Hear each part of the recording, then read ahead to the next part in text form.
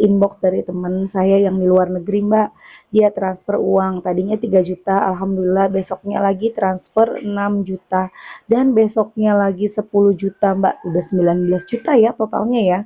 Aku bayarin utang-utang aku, Mbak, sedikit-sedikit, alhamdulillah sekarang sudah lunas.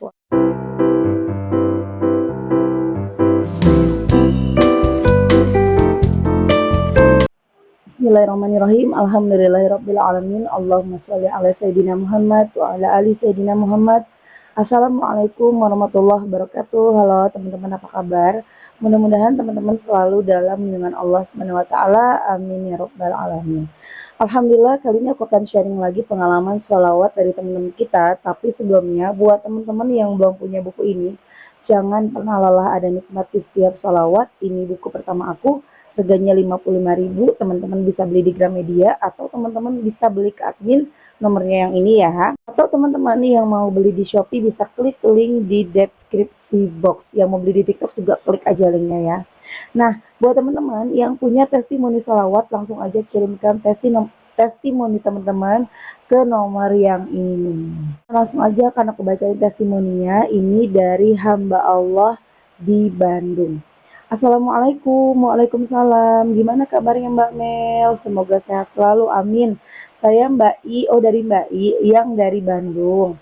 Saya nggak pernah lewat nonton YouTube Mbak Mel, karena rasanya nonton YouTube Mbak Mel menjadi booster buat hari-hari saya yang sedang terpuruk. Hari ini saya mau berbagi testi lagi Mbak. Saya pernah bilang kan, pas testi pertama, saya yang ngelahiran sungsang itu, saya juga sedang ada hutang Mbak yang begitu besar. Beberapa bulan ini, mungkin 3-4 bulanan, saya mengamalkan sholawat Mbak. Hari-hari saya penuhi dengan sholawat, walau kadang repot dan gak fokus karena punya bayi. Tapi saya usahakan Mbak Mel amalan harian. 200 istighfar, 100 hasbunallah wa ni'mal wakil, 100 subhanallah bihamdi, 12 kali doa pelunas hutang, 200 kali bismillah, itu di pagi hari Mbak.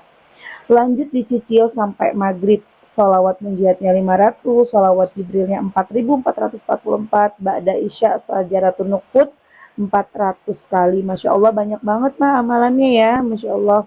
Alhamdulillah Mbak, berkah sholawat saya masih bisa bertahan dengan keadaan terpuruk ini. Allah masih beri kekuatan saya untuk tetap sabar dan sabar. Semoga Allah cepat mengampuni doa-doa saya, dosa-dosa saya, dan mengabulkan hajat-hajat saya. Amin. Dan ada lagi Mbak, berkah sholawat, suami saya tetap mau mendampingi saya dengan keadaan saya yang terlilit hutang. Beliau juga lebih banyak bersolawat. Memang dari awal beliau sudah biasa mengamalkan sholawat setiap hari. Sekarang lebih ditambah lagi. Padahal Mbak, suami saya sebelumnya tipe orang yang kalau istri bikin kesalahan sedikit aja misalnya, saya disuruh lupa ngerjain atau apalah yang sepele. Ngambeknya lama 3 hari sampai 1 minggu Mbak. Makanya saat saya terlilit hutang, dalam pikiran saya pasti saya bakal dimarahin, bahkan mungkin ditinggalkan pergi. Tapi Masya Allah, berkah sholawat Allah melembutkan hatinya, dia nggak marah. Kalau kecewa pasti karena dia nggak tahu kalau saya terlilit hutang. Sampai saat ini beliau masih berada di samping saya dan mencoba berikhtiar langit untuk hutang-hutang saya. Doakan ya Mbak, semoga keajaiban dari Allah segera datang. Karena kalau dipikir dengan logika, saya nggak bakal mampu bayar hutang saya jika pemasukan saya per hari segini.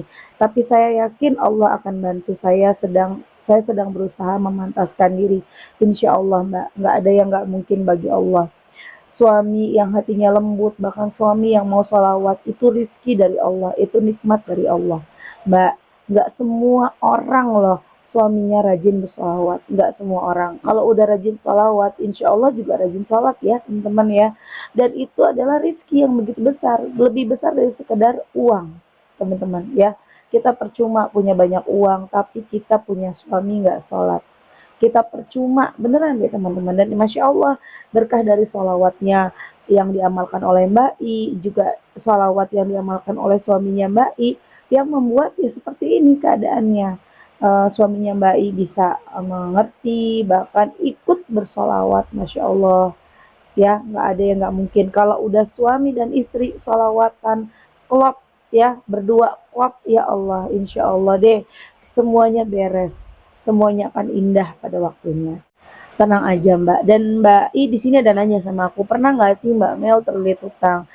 Alhamdulillah kalau terlilit utang sih enggak ya teman-teman ya. Utang pernah, ngutang pernah gitu ya. Tapi kalau sampai terlilit, banyak dikejar-kejar, enggak sih teman-teman ya. Paling banyak utang aku tuh utang rumah, ya cicilan rumah aku yang di Samarinda, yang sampai sekarang itu belum lunas-lunas ya. Insya Allah lunasnya 2024. Teman-teman kalau ada yang bilang, Mbak aku udah salawatan tapi doaku belum dikabulkan, sama kok aku juga ada doa-doaku yang belum dikabulkan. Salah satunya itu rumah ya. Jadi ya cara aku dengan berhenti untuk riba lagi, riba apapun. Itu cara aku. Ketika aku sudah tidak mampu untuk melunasi utang riba ya, untuk melepaskannya pun suami aku berat. Ya sudah, jalan satu-satunya aku berhenti untuk menambah riba baru. Enggak apapun enggak lagi.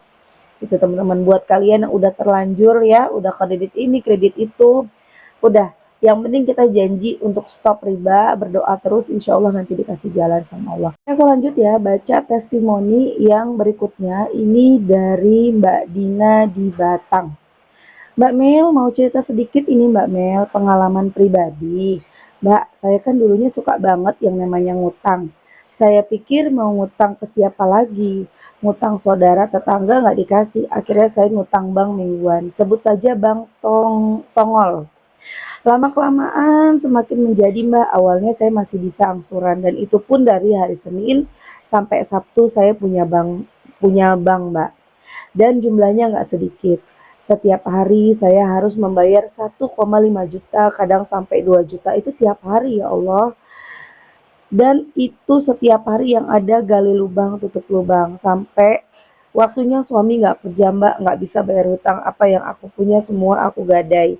Motor, mesin jahitku yang buat aku kerja aku gadai. Aku nangis Mbak, hari-hari ya Allah, cobaan apa ini, aku di tengah hutang, ditagih hutang. Hampir tiap hari ada orang yang nagih Mbak, itu pun banknya kalau nggak dikasih nggak mau pergi. Sampai saya nggak berani nemuin Mbak Mel, saya berdiam diri di kamar, habis sholat saya nangis dan sholawatan. Saya pasrahkan semuanya hanya pada Allah. Beberapa hari saya dapat inbox dari teman saya yang di luar negeri Mbak. Dia transfer uang, tadinya 3 juta, Alhamdulillah besoknya lagi transfer 6 juta. Dan besoknya lagi 10 juta Mbak, udah 19 juta ya totalnya ya. Aku bayarin utang-utang aku Mbak sedikit-sedikit, alhamdulillah sekarang sudah lunas walaupun masih ada tapi alhamdulillah utang saya berkurang Mbak. Masya Allah. Saya tadi ngamalin sholawat Jibril, Yasin, Al Imron, Waqiah. Semua aku ikhlas dan gak nyangka bakal dapat transferan dari teman. Alhamdulillah Mbak Mel. Sekarang saya masih ngamalin sholawat munjiat Mbak Mel. Semoga apa yang menjadi hajat saya terkabulkan. Tadinya saya kalau pakai tasbih digital kemana-mana sering ditanya, kamu pakai apa Mbak? Kamu wiritan orangnya sambil ketawa gimana gitu. Tapi saya pada pede dan yakin pasti Allah akan menolong saya. Tadinya saya juga putus asa Mbak Mel. Saya dari keluarga yang tidak punya apa-apa, orang tua saya tidak punya kebun atau tanah yang bisa dijual. Teman-teman saya buat ngelunasin, seperti teman-teman saya buat ngelunasin hutang. Saya hanya punya Allah. Beneran Mbak Mel, Allah udah menolong saya. Doakan saya ya Mbak, semoga selalu istiqomah dan tambah semangat sholawatnya. Assalamualaikum Mbak Mel. Mbak Mel ini asli orang mana Mbak? Saya dari Jawa Tengah, tepatnya di Kabupaten Batang. Mbak Mel, pas lagi ngamalin sholawat munjiat, memang berat Mbak Mel, cobaan datang satu, datang semua, insya Allah istiqomah. Ingat kata-kata Mbak Mel, itu cara Allah mau ngasih hadiah ke kita. Kita tinggal tinggal kitanya nih diuji lolos atau enggak. Ibarat orang mau ngirim kado, kadonya dibungkus lakban. Gimana caranya kita membuka lakban tersebut biar kado itu bisa kita terima. Pokoknya tetap semangat. Waalaikumsalam, Masya Allah. Temennya transfer uang memang untuk bayarin hutang Mbak Kah. Jadi aku nanya nih teman-teman, ini kok bisa gitu ngirimin uang tuh gimana gitu ya. Iya Mbak, itu pun dikasih, saya nggak niat meminjam. Padahal nggak pernah komunikasi sama sekali, saya juga nggak punya nomor WhatsApp-nya, itu cuma lewat FB Messenger. Tadinya saya tanya, kabarnya gimana, terus saya cerita teman saya nggak paham bahasa Indonesia, suruh saya pakai bahasa Inggris. Saya juga nggak bisa bahasa Inggris Mbak, saya cari di Google, intinya saya cerita nasib saya, terus teman saya bilang, transaksi sedang diproses. Saya bingung, maksudnya apa Mbak? Nggak lama kemudian dia kirim foto struk transferan saya sampai nangis beneran pikiran. Masya Allah ada orang baik seperti ini, terima kasih ya Allah. Disitulah saya makin rajin sholawat, baca Quran. Tadinya kurang mendekatkan diri sama Allah, dengan adanya musibah seperti ini saya rajin Mbak ngobrol sama Allah. Alhamdulillah saya membuktikan. Terima kasih Mbak Mel selalu memotivasi saya, bikin saya semangat terus kalau lihat storynya Mbak Mel. Masya Allah ya teman-teman, itu tadi testimoni dari Mbak Dina di Batang yang dapat transferan 19 juta dari teman dunia mayanya, teman Facebooknya. Tidak ada yang tidak mungkin bagi Allah ya teman-teman. Semuanya terjadi atas izin Allah. Walaupun gak kenal, Allah yang menuntun hati dari temennya Mbak Dina itu. Walaupun belum pernah ketemu, punya nomor WhatsAppnya juga enggak ya. Enggak deh, nggak mungkin. Jadi teman-teman jangan khawatir ketika teman-teman bingung nih. Mau usaha apa, mau ngejalanin apa, mau ngerjain apa, mau dapat duit dari mana. Ya, cuman bisa sholawatan, cuman bisa deketin diri ke Allah, cuman bisa benerin sholat. Allah akan ngasih jalan. Allah akan kasih jalan buat kita dari arah yang tidak pernah kita duga. Teman-teman sabar, insya Allah ada jalan buat kalian. Tapi bukan berarti hal ini bikin teman-teman jadi malas bekerja, enggak ya. Bekerja tetap harus, apalagi kepala rumah tangga wajib bekerja buat cari nafkah ya. Nanti sambil bersolawat, insya Allah akan ada rizki-rizki yang tidak terduga. Dan rizki bukan hanya dalam bentuk uang ya, kesehatan, dapat teman yang baik, di pekerjaannya lingkungannya baik, dan lain-lain. Itu adalah rizki teman-teman. Jadi kita jangan terpaku hanya uang dan uang aja. Segalanya itu dari rizki, nikmat dari Allah. Kita sehat, kita masih hidup, itu juga rizki ya teman-teman, nikmat yang luar biasa dari Allah. Oke teman-teman, terima kasih ya udah nonton. Gak ada yang gak mungkin bagi Allah. Ingat, tidak ada yang tidak mungkin bagi Allah. Teruslah berprasangka baik sama Allah, karena Allah mengikuti prasangka hambanya. Teruslah berprasangka baik sama Allah, karena itu membuat kita menjadi memiliki energi yang positif. Dan ketika kita memiliki energi yang positif, pikiran positif, otomatis kita bisa menarik energi-energi positif yang ada di alam semesta, yang sehingga membuat energi positivitas makin besar. Kalau udah seperti itu, apa yang menjadi hajat-hajat kita, keinginan kita, insya Allah kabul. Tuh, Masya Allah. Oke teman-teman, terima kasih. Semoga yang nonton Allah ijabah doa-doanya, Allah istiqomahkan selalu.